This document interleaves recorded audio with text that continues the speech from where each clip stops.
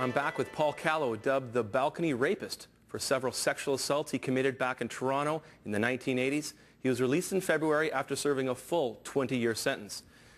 Paul, what were some of the triggers that pushed you into the crime? You talked about some of the feelings you had of inadequacy and powerlessness, but if you can, what was it, issues of pornography? Was there issues, I mean, what were some of the triggers that you look back now and go, those were triggers for me? I think, well, pornography was never, like, I just wasn't one that was in pornography. Mm-hmm. I think a lot of people look at it that, you know, it's somebody's heavy into pornography, or they can't get a girlfriend, or, you know, all these kind of things. It's not, it's too simplistic. The sex is really, yeah, it's really, the sexual assault is the only thing sex has to do is, that's the way I chose to offend. Right. The triggers was as easy as blaming somebody else for what I was experiencing, for emotions, and it was their fault. It was never my fault. It was always somebody else's fault for what I was experiencing, and any negative feelings. It's your wife's fault. It's someone's fault. Yeah, and it was their fault, and which allowed me to turn to frustration and anger, which could have been resolved if I could accept responsibility for my own actions. Wow. At the time you were incarcerated, you were sentenced to a 20-year sentence. What happened to your marriage? What happened, I mean, to your wife and your child?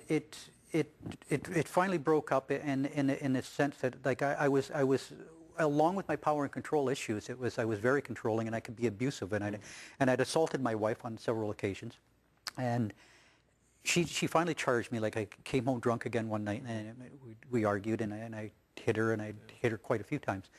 I was charged with common assault. I was asked to leave the premise, and you know, so I had to move out. It was I was, I guess, because of my behavior, and I can totally understand now. At the time, I just felt totally powerless, because now I'm asked to leave. Because of my alcoholism, I'm about to be fired from my job, so I got nowhere to live. Almost ready to lose my job. I wasn't allowed to see my daughter because my wife was afraid I might take my daughter and take off out of town or whatever. And you know, so there's a lot of things where I felt very powerless. And you know, where are you at with her now? We're actually better friends now than we were as a couple. Really? Well, initially when our relationship began, it was very good, but it was kind of a rocky relationship all along. Like only the very beginning was very good, but there was a lot of arguing and fighting and stuff going on throughout our relationship. Whereas now, for the 20 years, did she maintain contact with you while you were in jail? Oh yeah, she came for a few years. For about 5 years, we had private family visits, they're called, and she would come in and bring my daughter in, and so we made an attempt, and it worked somewhat. We actually had another child as a result of it. So now I have a son as well, but they're grown now. Like, well, my son's 16, but my daughter's now 22. She's 18 months old when I went in. Wow. But we're better now as friends. Like, there hasn't been any argument. Like, we had, there was one, and I wouldn't even call it an argument, a disagreement, really, throughout that 20-year period. So we get along very good as friends, I guess, just not as a couple. Take me back just for a minute or so into your family, your growing up. I remember when we were talking earlier, you talked about some of the abuse you faced with your brothers, and what was your home life like growing up? It was a very dysfunctional family that I grew up with, and although my parents are mostly my mother, my father just kind of didn't, I don't know, he wouldn't try to portray us as anything, but my mother tried to portray us as being like a Leave It to Beaver kind of family that we never were. And as long under the as surface, you're saying there's a bunch of as long as there was guests or somebody there, that's the way she portrayed it, and laughing, and you know, and it did seem that way, and it would seem that way to anybody but when our family was alone, it was very different. A lot of things that, you know, that I don't believe a child should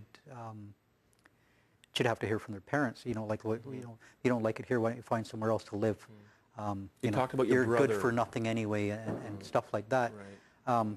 My brother, I was basically used as a punching bag quite frequently by one of my brothers. What do you do at those moments when he beats you to a pulp and your mom doesn't seem to care or respond? What did you do at those moments? Well, that's the thing. Like, generally my mother wasn't home. Like, both of my parents worked to provide for us, but So it's when she gets home that I would think, okay, well, I'm going to go to my mom now and I'll tell her what happened, and you know, and she'll hug me and console me, and things will be better.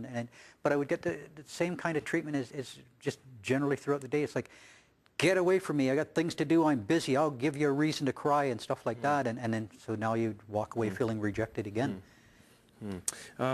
You took a whole number of courses in prison on issues of healing and trying to grow. What were some of the things that you learned from those courses? Well, I guess the sex offender programs that I took, I believe, is where I got the most of the skills or the tools that I use now on the street. And it was to learn to well, for one, accept responsibility for your own behaviors, and not to blame shift, to be blaming other people. Blaming other people can lead to other things like frustration and anger. Are you sorry for these crimes you've committed? Yeah, I am. You are? You know, I really wish there was something, you know, there's nothing I can do to change it.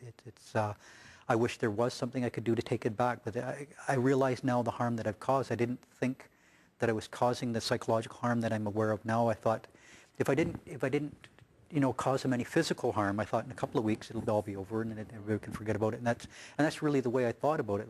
But I was very much lacking in education at that point too. I had very low level of education. I was very irresponsible and immature, and I just, you know, not to blame all of these things. It's just that it's much easier to understand things when you have an education and you're willing to accept responsibility. If the victims were here now, what would you say to them? I would like them to know that I wished I'd never committed these offenses. I wish that I could have accepted treatment for my first offense that I committed here in Vancouver, and if had I done that there would have been a much greater possibility that I wouldn't have offended against these women in Toronto, and I wouldn't have created the victims of these 5 women. And not only them, but it doesn't create just victims, the 5 women that I assaulted. And when you take into consideration their mothers and fathers and brothers and sisters, families, and cousins and aunts and uncles and all of their family, and then you look at that, and that gives you a better picture of who I've affected there. And then I say, that's not the only victims. My wife is a victim, and so is my daughter and my son that have grown up without me being there. And then my mom and my dad and my brothers and sisters and cousins and aunts and uncles. The pain continues on. And those are the people that are affected. And then I can go beyond that to society in general that had to see this stuff on the news, had to read in the newspapers what I'd done to these women, and to live in fear as to whether or not is there other people out there that are, even though this guy's in jail, are there other people out there that can do that same thing to me? Yeah. One final segment with Paul Callow after these messages.